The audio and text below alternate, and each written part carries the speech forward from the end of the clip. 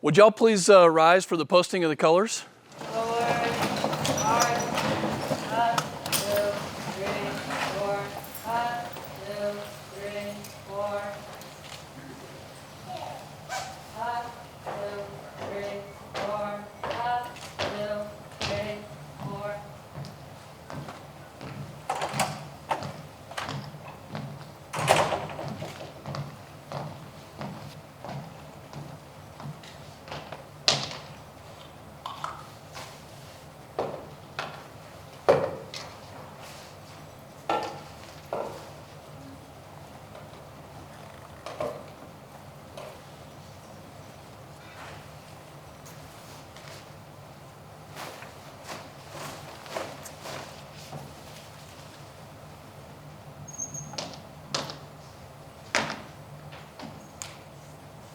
Set, arm.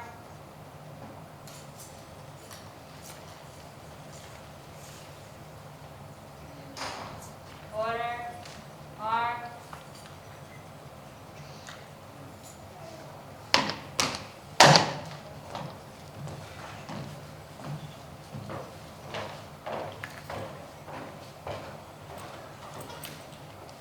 Up, 2, 3, 4, up, 2, 3, 4. Would y'all please welcome Lakeview Junior Janessa Rotc to lead us in the Pledge of Allegiance.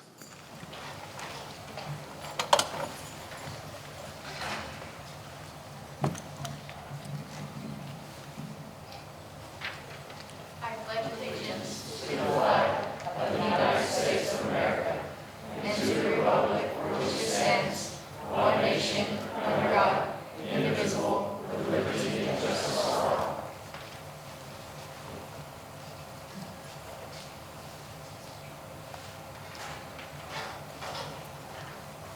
Be seated.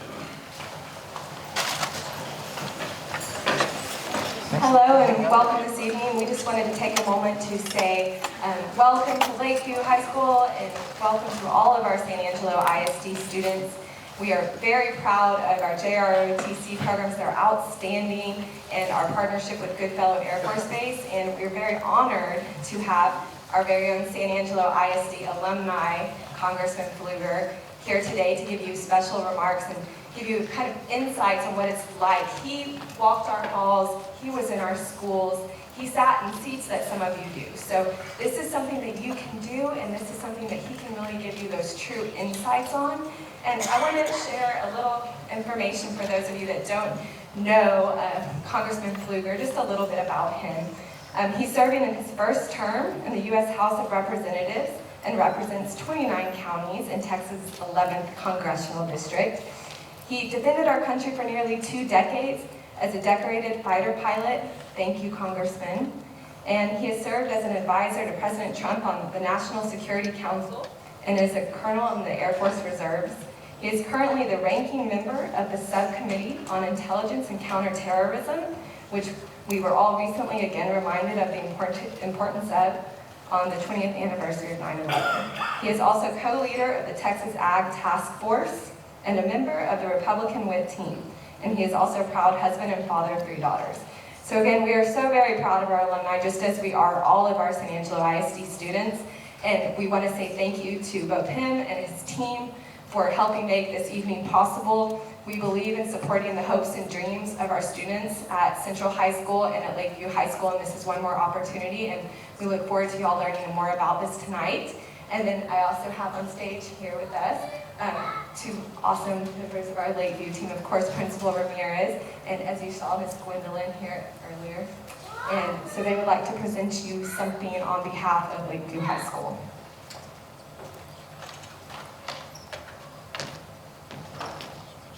I just want to add that these gifts were made by our career and technical students, so they are very special because they are from actual Lakeview High School students. So thank you for coming tonight, and now we're going to have Congressman Fluger speak. Thank you. Thank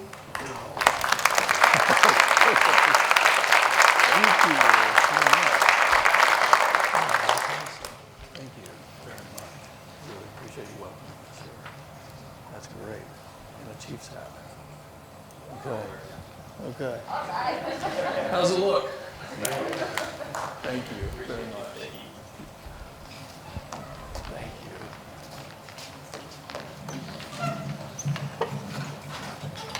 you. Okay, can y'all hear me?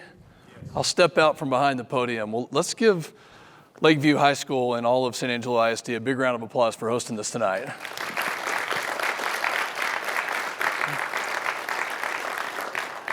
I know many of you are in school in San Angelo, but if you are driving in from another school district out of town, I know I met some folks from Goldthwaite, but just raise your hand real quick. All right. Thank you all for coming in. This is a big district, 29 counties. It goes all the way from Andrews County and Midland, Odessa, kind of on the New Mexico line, all the way to Granbury and down to Llano, and has, like I said, 29 counties in it. And we have 6 offices, one in Midland, one in Odessa, here in San Angelo, Brownwood, Llano, and Granbury. And so it's hard to get together. That's one of the challenges, but this is a great turnout, and I hope what you'll find tonight is inspiration if you're not already applying, because there are a lot of people already in the application process. But I hope you'll find some inspiration to go do something that not many people get a chance to do. And a lot of it may just be because we don't know about it. And so that's our goal tonight. As a graduate of the Air Force Academy, I want to make sure, and I take this very seriously, I want to make sure that everybody has the information, that you know what the process is, that you know when the deadlines are, that you know when the applications are due, and then you understand how that process works. And we want to give you the absolute best shot at getting to achieve your goals and getting where you want to go in life. I want to introduce a couple of people on my staff that are going to be absolutely integral to helping out and making sure that all those things that I just mentioned happen, and that if you have questions, that you can answer those questions and that you can, get the information you need in a timely fashion. So I'd like Mary O'Connor just to stand up real quick. Y'all give Mary O'Connor a big round of applause. Mary has done a phenomenal job, and I want to pay respects right now to the person that helped me get into the Air Force Academy 25 years ago, and that's Ms. Joanne Powell, who's from San Angelo. She worked in my office. She also served with Congressman Conaway, Loeffler, and Lamar Smith, who gave me my appointment. And she worked up until about a week prior to passing away this year, and she did a phenomenal job. Mary, she's smiling down from heaven right now because of the job that Mary is doing to arm us and to make sure that each of you know what those dates and timelines and procedures are. So just know that you're in good hands there, and we have an entire team that is going to be dedicated to helping out and just making sure that you get everything you need, and that whatever service academy you want to go to and wherever you want to end up, that we can do that. I also have some special guests here, and these folks help me and serve on the Service Academy boards. Like I said, I take this very seriously, and my claim to fame is that I am only the 3rd Air Force Academy to be in Congress. 3rd Air Force Academy graduate to be in Congress. Naval Academy has a lot, West Point has a lot, and I'm sure that the Coast Guard and Merchant Marine Academies have a lot, but we only have 3. And by the way, I'm the first male Academy grad to be in Congress. And the 2 female grads called me and they said, it's about time that we got a guy up there. Kind of gave me a hard time about it. But this doesn't happen without experienced people who have attended service academies or have been in the military or are community leaders and know what good, young, youthful talent and leadership looks like. And so right back here on this middle row, would y'all stand up if you're part of the Service Academy board for me? Let's give these guys a round of applause.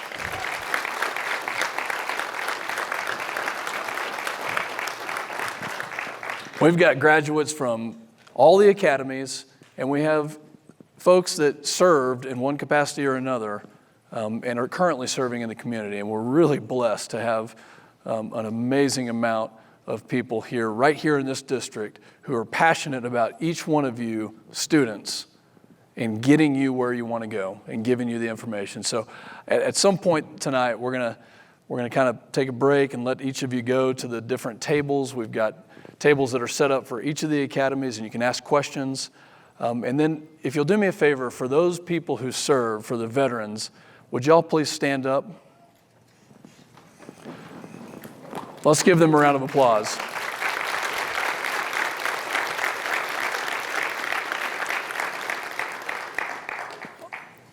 I'd be remiss to not remember the 20th anniversary of 9/11, and to each of you that served, to the example that you set with your own families and in our communities, thank you. I think, and this is not going to be a partisan discussion, this has nothing to do tonight with Democrat, Republican politics at all, okay? But I think that the future of our country, coming together as Americans in support of that flag, is going to start with our veterans. It's going to start with our first responders. It's going to start with our law enforcement and people who serve. And nothing is greater than having the service of those people who stood up right there. So again, thank you for your service, for your dedication to that flag and to this great country, because this is the greatest country on earth. And every single one of you who are here as students, thank you. Tonight is about you. It is all about you.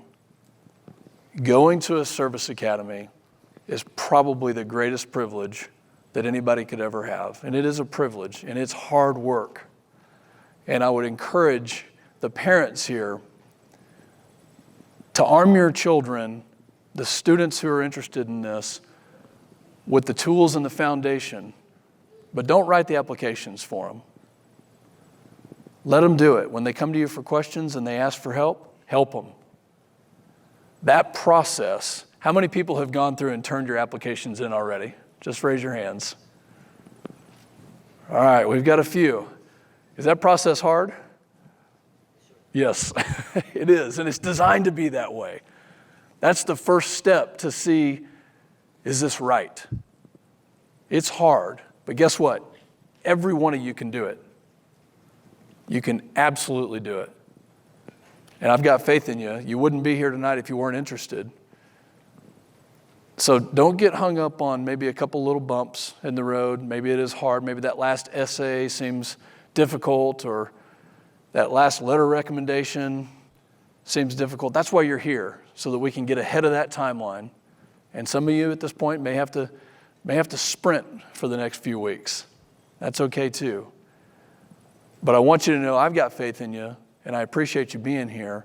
And for the parents, continue to help educate your kids and to help them. We're going to give you every trick of the trade that we know, because I want this district, District 11, the 11th Congressional District in Texas, I want this district to produce as many Service Academy graduates as we possibly can. This is a great place. We are blessed with people who want to serve already, and I want folks to walk away tonight knowing what that future looks like and what you have to do to get there. So I hope everyone has a great time. I appreciate very much you being here. This is very deeply personal to me, having graduated in the year 2000 and knowing that I'm looking out on the room full of future leaders. I can't tell you how proud I am. And for those that drove in, again, thank you for taking that time to drive in. Thank you for taking the time to help the students get the information and to achieve their dreams and their goals. So with that, we've got a full program tonight. I'm going to let Mary come up here and discuss what that program looks like. We've got some videos. I said we'll have some chance to kind of talk about, give you a chance to talk to the different service academies. And then I believe we're going to do a question and answer at the end. But why don't you come on up and let us know what's in store. And again, let's give Mary O'Connor a big round of applause.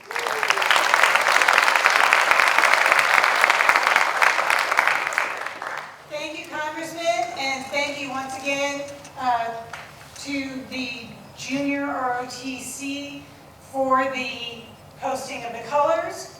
We are about to go into the first part of the 5-pointed star, which will give an overview of the Service Academies. At that point, once that completes, we're going to talk a very tiny bit about the nomination process. Half of you are already in that process. And I see a lot of young faces of freshmen and sophomores, and I think even some 8th graders. We're going to talk about what makes a great candidate, and then we are going to go in and have you go to the academy or the ROTC program that interests you most. And we're going to come back. I know a lot of you have questions. Some of you were given questions to ask, and that's a good thing, because we want to make sure that you know all that you need to do to be a good candidate. So at this point, we are going to start with the first part of the 5-pointed star. Thank you.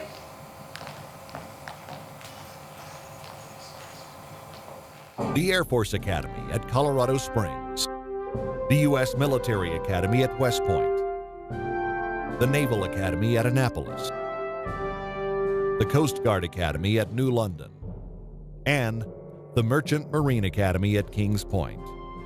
These are America's Service Academies, the 5-pointed star. Each year, thousands of cadets and midshipmen enter our nation's service academies. They come from all walks of life and bring with them a variety of experiences. The common thread is to be challenged at the highest levels and serve our country in the most noble of professions. Cadets and midshipmen at America's Service Academies accept a lifestyle that is unique and demanding. Though they differ in terms of their history and missions, the military academies have more in common than most people think. The service academies all offer a rigorous 4-year program. Their main focus is on developing leaders to serve our nation in peace and during conflict. Every cadet and midshipman receives a fully funded education, including tuition, room and board, and health care. And upon graduating with a Bachelor of Science degree, they are commissioned as officers in the uniformed services. Each academy is rated as a top undergraduate college. All offer majors in engineering, math, science, and the humanities. When cadets and midshipmen graduate, they take with them lasting friendships. They forge lifetime bonds under the intense pressure and the high moral and ethical standards demanded by our service academies. They are prepared to rely on each other to get the job done. Our academies are not only focused on providing a first-class education, but on training and leading. Cadets and midshipmen are a part of a very special team, America's team. These are the young men and women we turn to in order to maintain our national defense. It's a big job, but these academy grads are very well prepared. We look for well-rounded candidates, individuals who demonstrate character, academic prowess, physical toughness, and the potential not only to excel at the academy, but also to excel as officers after graduation and likely make a career of the Air Force, Army, Navy, Marine Corps, Coast Guard, or Merchant Marine. A healthy balance of these assets is considered by our admission boards. Cadets and midshipmen are taught by men and women who are top in their field. The ratio of students to teachers is among the lowest in the nation. The primary mission for instructors and professors is classroom teaching. Equipment is state-of-the-art. The unique challenges are unmatched. No other school offers the range of opportunities available at a service academy. In keeping with a famous quote by General Douglas MacArthur, that on the fields of friendly strife are sown the seeds that on other fields, on other days, will bear the fruits of victory. All cadets and midshipmen are athletes, and every athlete is challenged. The academies share a belief that the competition and teamwork learned on the playing fields reinforce the team spirit needed to get the job done. At the service academies, there is both an officer and undergraduate chain of command. Cadets and midshipmen have a chance to develop and practice personal leadership skills. To be a leader, you must learn to follow. That's why upperclassmen have a great responsibility in training lowerclassmen. It's about becoming a leader who will inspire respect and obedience even under the most trying of circumstances. Our cadets and midshipmen are taught how to keep their heads when things get tough. to make the right decision the first time. They see what is required and make sure it is carried out, learning through their mistakes. The principal rule of conduct is based on honor. Cadets and midshipmen do not lie, cheat, or steal. Just as they learn to use the most advanced technology in the world, these young men and women also develop an inner confidence that keeps them pointed on the path of honor and integrity. In the process, cadets and midshipmen join a long and distinguished line of Academy graduates. These graduates inspire on the strength of their vision and the courage of their team. Service Academy graduates excel in every sphere of influence, from general and admiral to government leaders and captains of industry. Some say that much of the history taught at the academies was made by graduates who went before.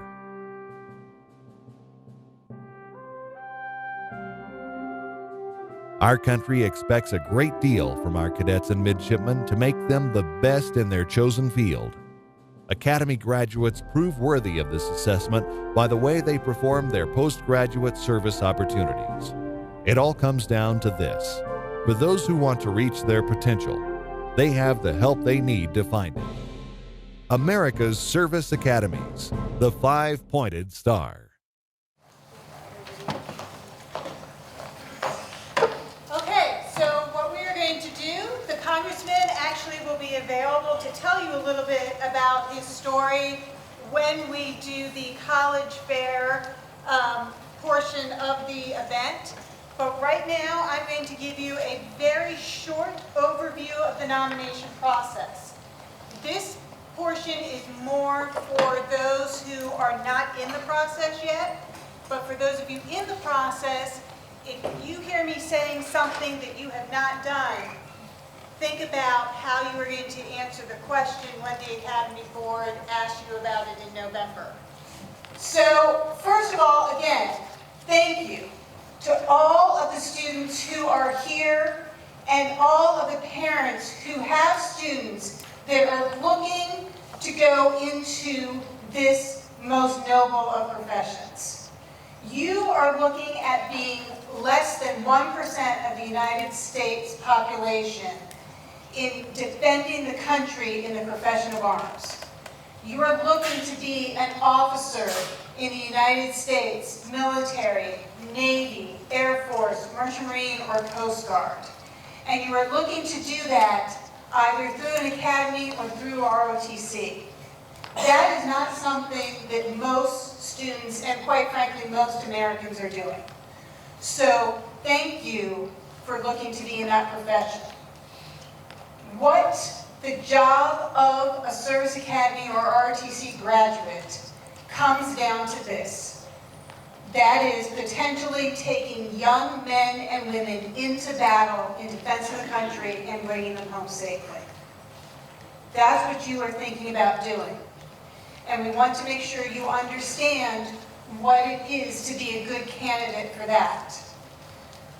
For those of you who are freshmen and sophomores and juniors, an ideal candidate is someone who is taking the challenging courses that you can at your school, who's at the top of your class, who will get the high scores on the SATs or ACTs, and who will also be a leader. We want you to be involved in a half dozen activities. That's in school, that's out school, that's on the athletic field, that is volunteering, that is holding down a job. When you are a senior, we want you to be a leader in a couple of those activities. And we want you to know what you are getting into. And that is why Congressman Fluger, as a graduate, is so inspired by the fact that you came out and so wants to share the opportunity that he had to be a servant leader. So at this point, we will have you go. We have folks who are representing the United States Naval Academy, the United States Military Academy, the United States Air Force Academy, who happen to be front and center with the Congressman, the United States Merchant Marine Academy, the United States Coast Guard Academy, and the Air Force ROTC from right here in San Angelo. And there is information about ROTC and NROTC as well. You will be able to go and visit in all the stations, and then we are going to come back, sit back down, and they will have a forum of Q&A. So at this point, you are dismissed to the tables.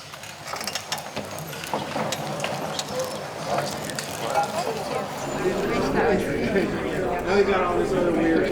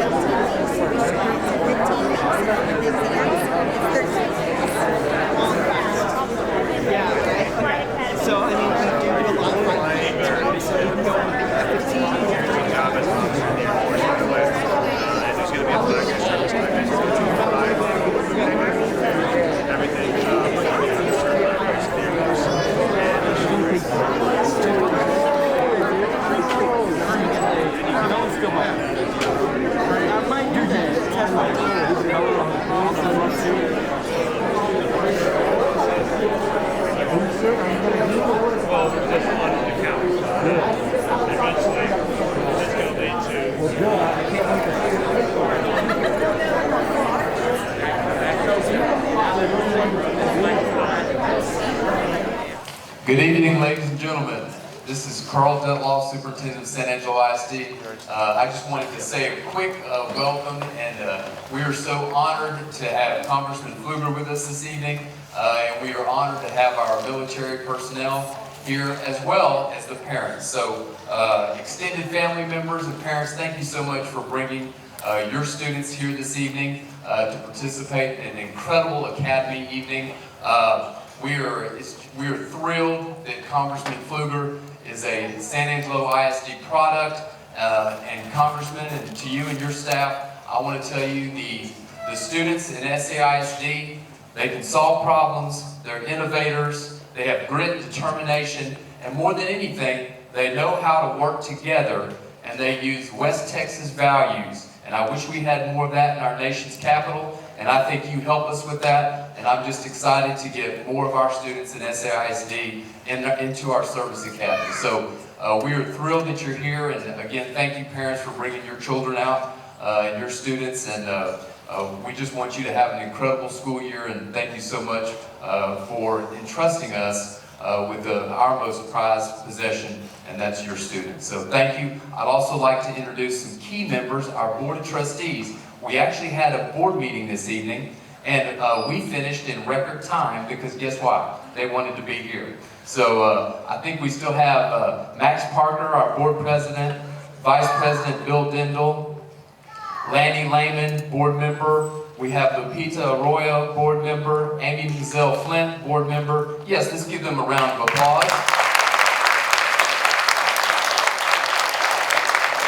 And we thank them for their service and leadership as well. So we were very excited to be here along with members of our leadership team at SAISD and Lakeview and Central staff. So thank you for the honor to participate tonight, and I will turn it back over to Mary or the panel.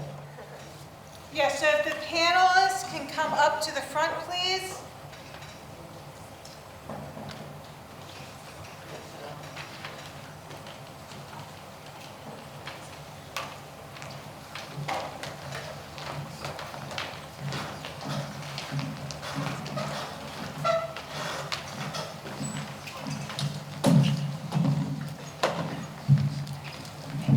Thank you, Superintendent.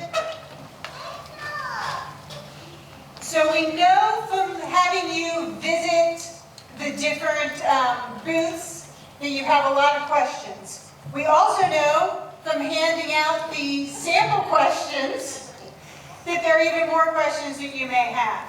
We really want you to understand what you're getting into and ask anything that will help you be a good applicant for an academy.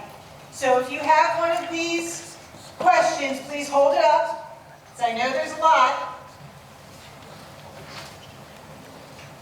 And if you have other questions, feel free to ask them. But what we're going to do is we are going to gently call on you to ask a question. You can ask any of the panelists, and we will hopefully answer your question. So if you want to start with a question, and I will. Yes, absolutely. Sorry about that.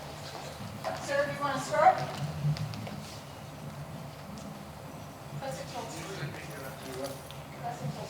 Testing, can you hear me?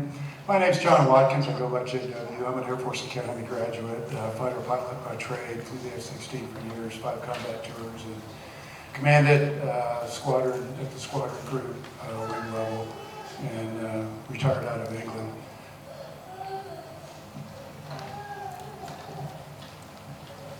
My name is Robert Martinez. I'm United States Military Academy class of 1992. Born in Odessa, Texas, graduated from Kermit High School, small town, so I can really relate to you, anyone from the small towns, surrounding small towns in West Texas. Guess what? No one comes out to recruit us. We got to find these places ourselves. But I did 6 years in the Army. I got out as a captain. One tour at the end of Desert Storm. One tour in South Korea.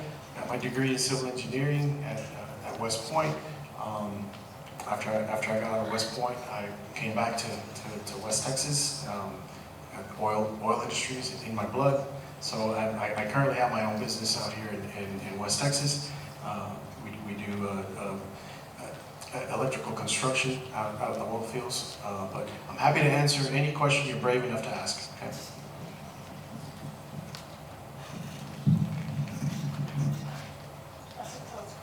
Are we on?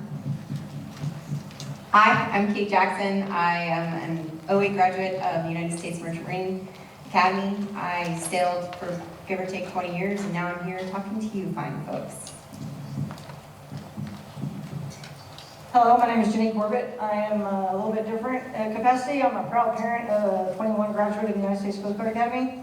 Our daughter was the first applicant from West Texas to be accepted for the Coast Guard Academy and graduate. And so we have a unique experience as far as not coming from a Coast Guard situation. And so we're here to help represent the Coast Guard and answer any questions you have.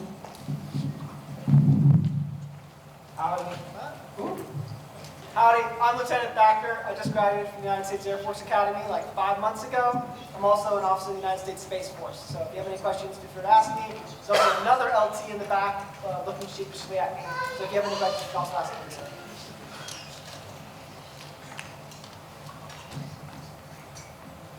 All right, I'm Major Cook from Angelo State University. I'm an ROTC instructor out there. I've been in the Air Force for around 18 years or so, and I'd be happy to answer any Air Force ROTC questions if you have any. Thank you. And with that, we're going to open it up to questions. If you have a question, and I know many of you do, raise your hand, and Karen is going to bring the microphone over. All right. I'm Sydney Harden. I'll just direct this to Mr. Martinez because I know he is the West Point alumni, but anyone else can answer. I'm wondering if it would be wise to perform the cadet fitness assessment prior to application or before you start that process, to go ahead and have that on your record. Maybe just a little bit A little louder. closer, better? Yeah, there you go. If it would be beneficial to complete the cadet fitness assessment before you start your application process. I'm not sure that gets you any advantage. I would just encourage you to begin your application process as soon as possible and stay diligent with it, stay on it. Your application process is not you by yourself. You're going to have to engage a whole team to help you through it, including teachers, possibly principal, possibly superintendent, of course all of us with the congressional board. It's going to be a team effort to get you in. So my recommendation is every step, stay on it, stay diligent with it, and keep moving it forward, okay? And if I may add,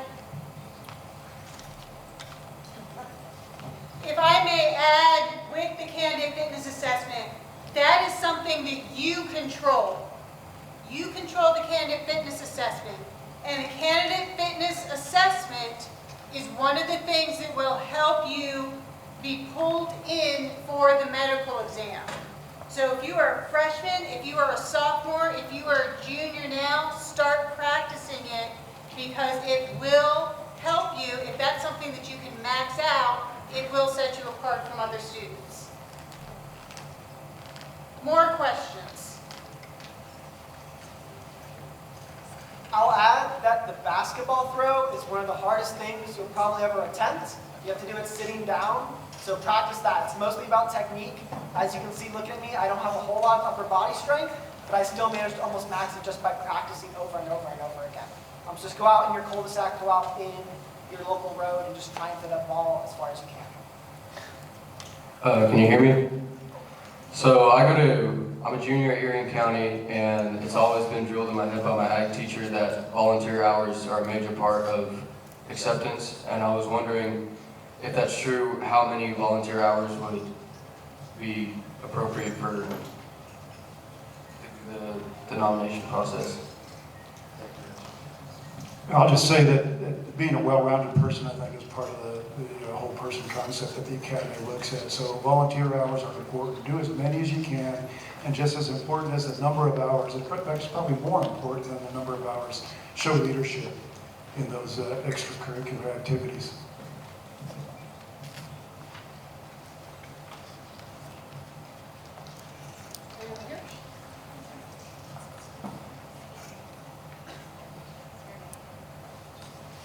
Yes, I'm Stephen Compa, and I was wondering when is the deadline for an ACT score to be turned in, or an SAT? For an academy or for the nomination process? For both. So the question was the SAT and ACT scores, how late can you take it? Realistically, in order to get it in with the application packet this year for the nomination, which is due October 8th, you want to take the September exams, download the scores, and include them.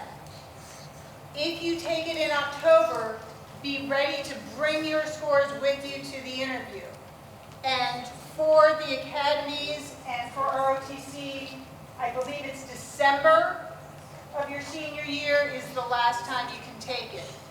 But with the SAT and ACT scores, they do super score. So what we suggest doing is, if you can, and we know with COVID things have been different the past couple of years, but if you can, take the test 3 times. Once to see how you do, the second time to really focus in on the verbal, and third time to really focus in on the math. Next question.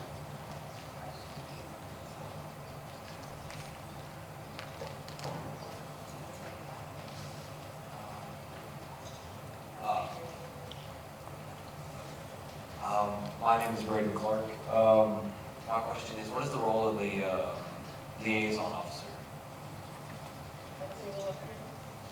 Liaison officer, field force officer, field officer. So the role of your ALO, there's two roles at least for the United States Air Force Academy. So you have a mentor ALO who sort of helps you with the application. So the application is really difficult. For those of you who started, you know that. For those of you who are getting started, it's difficult, but it's worth it. The ALO sort of exists to help you through it. So how many times should I take the CFA? What should my SAT scores look like? Hey, my document isn't uploaded in the portal properly. What do I do? So one ALO deals with that significantly. The others, and this is for all the service academies, exist to evaluate you. So you will do an interview with that ALO to determine your aptitude for military service. So don't go in and don't drop a curse word with your ALO, right? You'll want to try and see if you're actually a good candidate for a military academy by interviewing you. The best way to prepare for that interview is get interviewed. If you have a job, ask your manager to interview you, ask your parents to interview you, see how you're actually doing with it, and have them give you feedback. Because sometimes the ALO interview ships people up. It's the first time they've ever actually been face-to-face with the military officer and having them ask the tough questions that you need to answer properly to get in. Don't try and game the system, but be nice to them, be respectful of them. They are officers in the service you're likely want to be joining. Does that answer your question?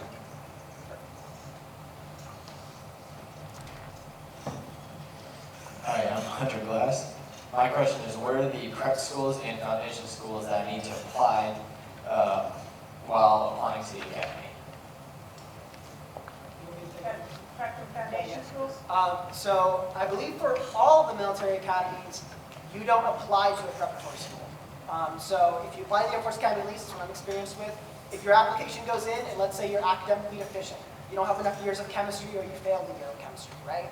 The Air Force Academy, if the rest of your application is sufficient enough, will offer you an appointment to the United States Air Force Academy Preparatory School, or if that school has already been filled, they will offer you a scholarship to a local preparatory school. So there's one in California, which is called Northwestern Prep. They wear cool Hawaiian shirts to I-Day, so look up the videos, it's really fun. They get harassed a lot. But you definitely don't apply to them.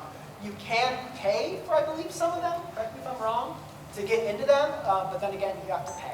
And that application occurs with your actual academy application. With the prep schools, you are essentially doing a 10-month commitment in whichever service to which you have applied.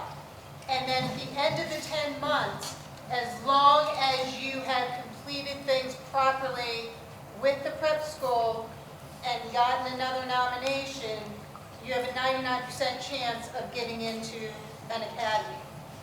With the foundation schools like Northwestern, like Marion Military School, like New Mexico Military Institute, those are not guaranteed, but again, if you do the right things, you will get into the academy next year. If you go to a prep school, technically you don't need another nomination, though they urge you to get a nomination. With the foundation schools, you must get a second nomination the following year. And let me just follow up on that because this is really important. I've said this to a couple of people tonight. Of the folks that I served with that went through the Air Force Academy or that went to ROTC, the finest officers were the ones that maybe didn't get in the first time and they had to keep trying. And they went to a prep school and they kept applying and maybe it was their second or even their third year to get there. And if you're committed to it, these are wonderful opportunities and they end up doing amazingly well. Yes, you have to maybe sit in a prep school for 1 year, but you're getting free education in some cases that then gets you in that launch pad to go to the service academy that you want to get in. So these are great opportunities and you end up being a really good leader. 30% of each incoming class does not come straight from high school. So something to think about as well. Next question. Think over here. You just answered I it. think we just answered it, so. Well, I'm going to walk by the way. The way I was going to word it was, as a senior, would it be better for me to immediately jump into the application process and try to get in?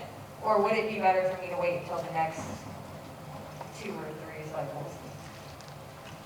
Going through the application process, the worst thing that can happen is that you don't get in. You will have interviewed, you will have sat in front of 5 or 6 people for a very intense interview, and learned a lot about yourself and about the process. And if you want to go directly to an academy, or if you want to go to ROTC, or whether you want to go to a civilian school, it cannot hurt you to go through the process. The worst thing is you don't get in that year. So I can apply So you multiple try times. again.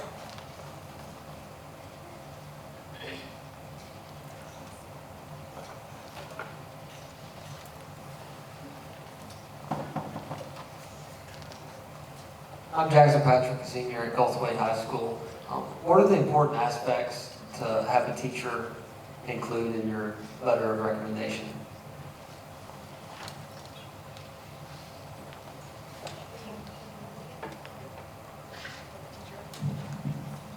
For the teacher recommendation, you absolutely want to have any kind of leadership, and that's going to be a common theme that you're going to hear throughout this entire evening. You want to show leadership, you want to show that you're motivated, that you're a go-getter. Those would be the biggest, and a lot of your teachers, or at least when I was doing it, they had me write the letter and then they would sign it. So show character, and then of course the other things.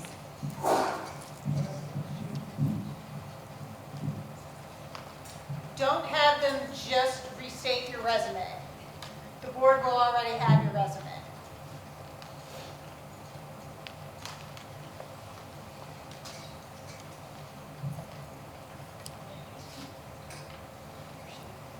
Other questions?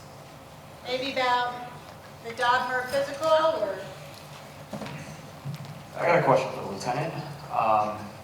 So you just graduated. I don't think the Space Force existed whenever you applied for the academy. So how was that process for you to be at the academy and end up graduating as a Space Force officer instead of an Air Force officer? And then today, are they actually taking applications specifically for Space Force for the academy, or is it just going in and whatever process ends up at the end? Good question. You guys hear me all right too? Hold on, check that out. All right. So while you're at the academy, you go through a job selection. All military academies do that. Essentially, the Space Force, like you said, opened up my sophomore or junior year. I decided I didn't want to be a pilot by that time, so when they give you your dream sheet, which is basically a 1 through N list of what jobs you might like to do, I saw Space Force and I checked a little box and I said cyber, and I was like, yes.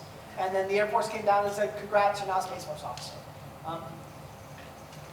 It just works kind of like that. The other academies, so the Naval Academy graduates people in the Marine Corps, so it's sort of a similar process to that, where you say, hey, I would like to join this service, can I? And they either come back and say yes or no. It's basically the duality of the circumstance for that. Good question. Did I answer it? Thank you. If you don't mind real quick, at the Merchant Marine Academy, you can actually join any branch. You can join Army, Navy, Coast Guard, NOAA, anyone that you want to go into, even the Space Force.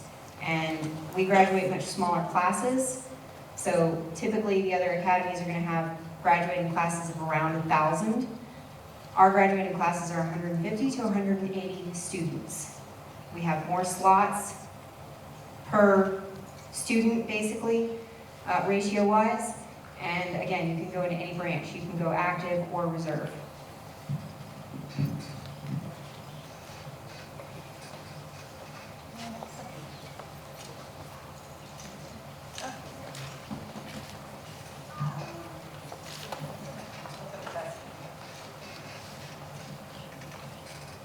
Hi, I'm Andrew Bourne from Brownwood, and my question is to any of you, what does the ideal nominee look like in the board's eyes?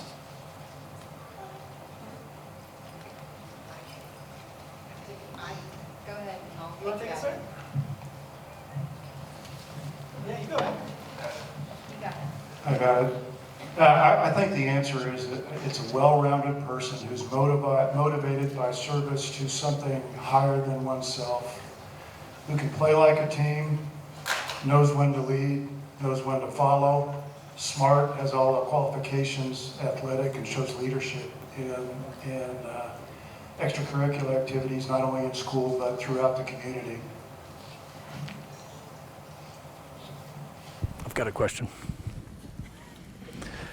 Jenny, can you tell us what the role of parents is and how the parents can be helpful and how this process works for the parents that are in the audience. Well, I can only speak for, as a parent of the United States Coast Guard Academy, because our application process is quite a bit different. The Coast Guard Academy doesn't require congressional nomination. It's an online application and has a little bit different format than the other service academies. But I would feel that the role is very similar at the other academies. It's just 100% support of your child. And like they mentioned earlier today, they need to do the work. Okay, they need to find out the information, they need to fill out the application, they need to do all of that because that is the beginning of the process. And then, you just need to be there for them. You can guide them and answer the questions, but the parental role is a support role and a guidance role. And then it's a very good education process yourself as a parent to learn about the branches that you're going into.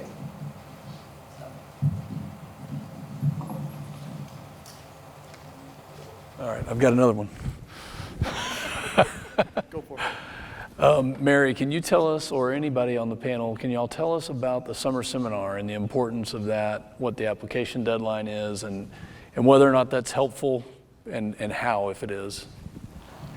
Does anyone want to start with that? Maybe the sound food program?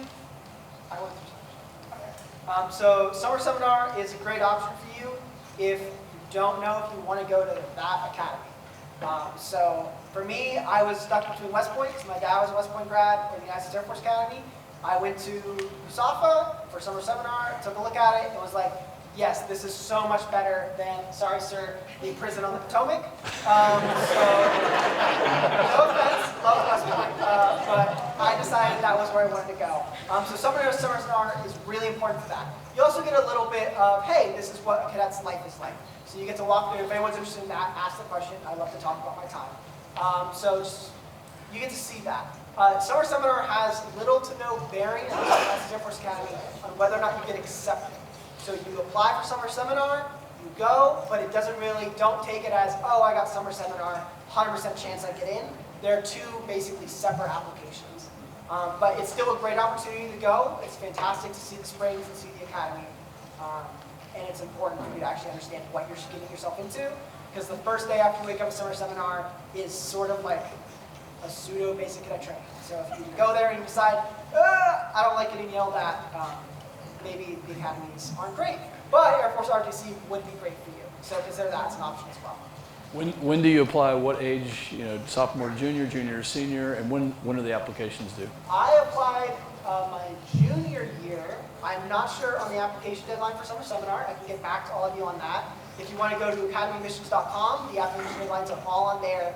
Really quick, easy Google search that you could all do right now as well. And then just take a look at it. So definitely look at applying. All the service academies should have that deadline both on their portals, because it's the same portal for both, I believe, and on their websites.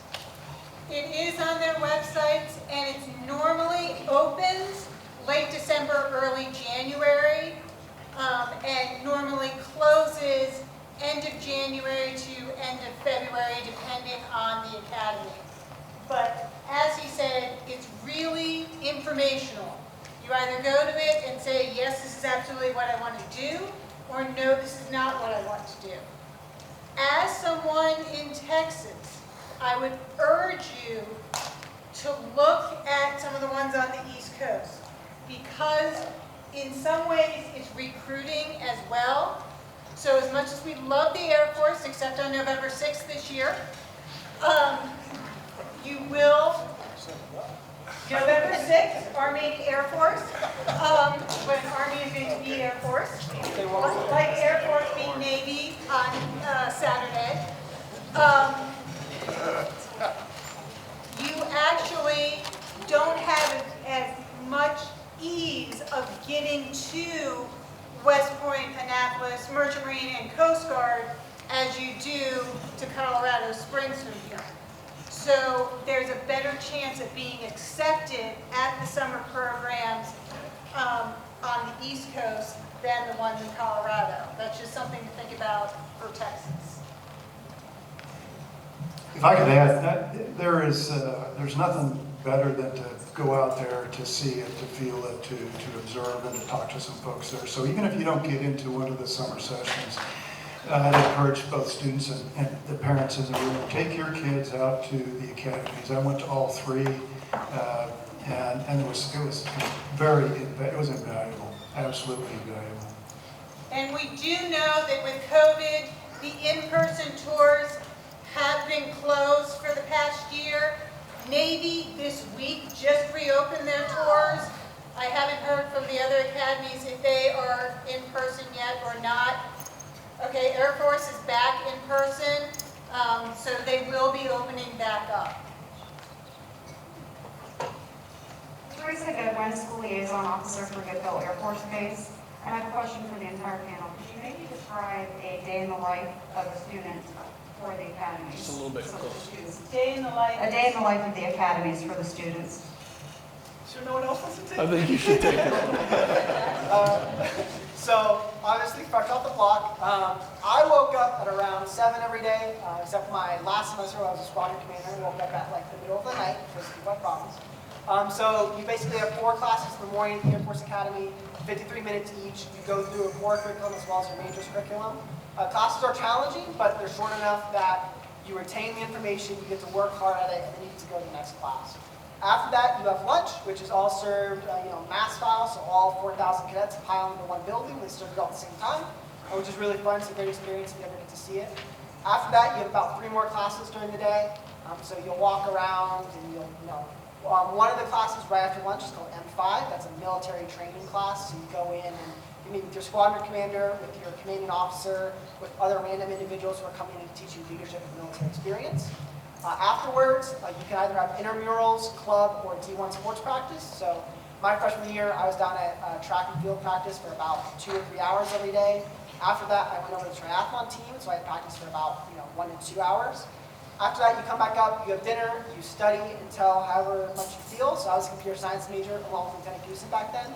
So I studied pretty late in the night, went to bed around 11 or 12 every night, and then you woke up and repeated. The weekends are mostly your own, except when we're smashing Navy or beating Army, which is always fantastic to see. So it's normally Sync Navy, sorry. But you get to go around. Those weekends are awesome. You get to get with your entire wing of cadets, corps of cadets, whatever else they call them, and get piled into a stadium and see what's going on. Other than that, it's your own weekend. Your freshman year, you are stuck on base for the first month or so, and then after that, you can go and borrow a car from an upperclassman, go off base and see the springs. And I think we're going to end with Major Cook talking a little bit about what a day is like with ROTC. And then the Congressman is we're going to retrieve the colors and end the program. So a day in the life of a ROTC cadet is nothing like that of an academy. So for the most part, you are a normal college student, 80% of the day. The other 20% belongs to us, where you'll be taking your aerospace studies class in our leadership laboratory for a couple hours every week. That being said, a normal college student, at the 2-year mark between your sophomore and junior year, typically is when you'll have the basic training experience that the academy folks get, typically the summer before they show up, if I'm not mistaken, right? So you'll get that about midway through, and that's where we'll evaluate your leadership potential to continue on in the program. Then you finish out the last 2 years. That's the point where you contract. Up until that point, it's no obligation. You can leave anytime you want. So that's kind of the beauty of it, is getting your feet wet, knowing if service is part of your lifestyle, right? It's something you want to move forward with. So yeah. So just so you guys know, there is a commitment associated with all the service academies. So it varies, I believe, for the Merchant Marine Academy, but afterwards you have to serve 5 years active duty as an officer in the branch that you choose, and then you can choose 3 in active ready reserve, reservist, or guard. So be aware that it is a commitment. So Lieutenant Houston and I have signed up for 5 years of our lives to be in a branch of service, right? It's a choice we made. Make sure that you're ready to make that choice. Up until your junior year at the academy, you can leave at any time. You don't owe any money. So you have to really worry about it now, but make sure that you're considering military service very strongly, because it is a commitment. And that's it. Y'all, let's hear it for our panel up here.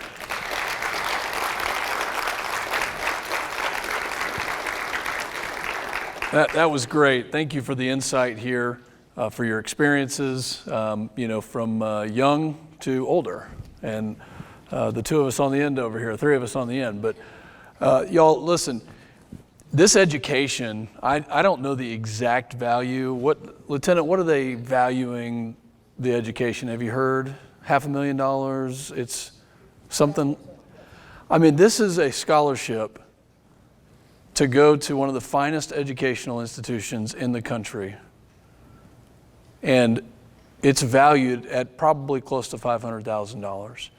You'll be getting an opportunity to jump out of airplanes, to play sports at a very high level, to get some of the absolute finest instruction, to get a military background that you graduate and then go serve. I mean, it is an incredible opportunity. And whether you want to be a submarine officer, an infantry officer, a pilot, a guardian in the Space Force, which is brand new, you can do all of that. You can do all of that. You're going to make some of your best friends during that 4-year time. It's hard, but it is worth it. It is absolutely worth it. And I hope that if you had an interest tonight, I hope that interest is increased. If you're going through the application process, I hope that you will finish strong. We've got a team here that's dedicated to helping and make sure that we can put you in the best position. But at the end of the day, your desire, your drive, your ambition is going to be what carries that application through. So keep working at it, keep trying hard. We're always going to be here to help out. And I'd just like to say thanks again to SAISD, to the school board. Thank y'all for being here to support us. And for what you do every single day. And for those that don't go to SAISD and you're coming from Mason or you're coming from Goldthwaite and Brownwood and all around, thank y'all for taking the time to drive all this way. And we'll get you out of here at least a little bit on time. Air Force guys, we like to operate on a time on target. So we are a couple minutes late, but I think it was good information. And as people are leaving, you can continue to ask them questions. But at this point, why don't we all rise for the posting of the colors?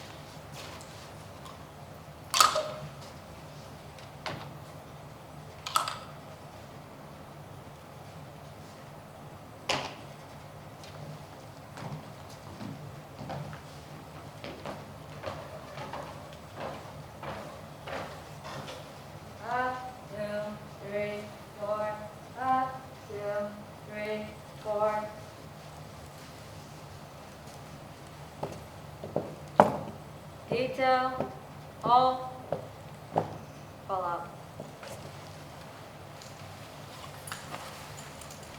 All right, thank y'all very much for coming tonight.